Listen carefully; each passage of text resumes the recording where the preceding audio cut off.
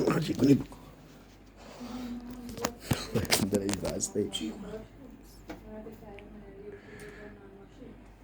فیلتر 9 مرحله‌ای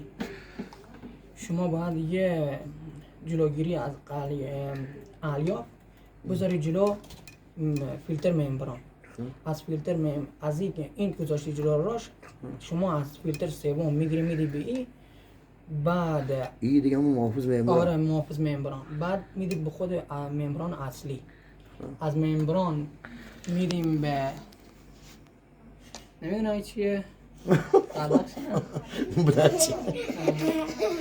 اینطوری پیره گیره اسمش رو حفظ کنم بعدا بلش که بیا من اونا رو بل مای تکس بیره سکم میدونه چیه بده ترانسفر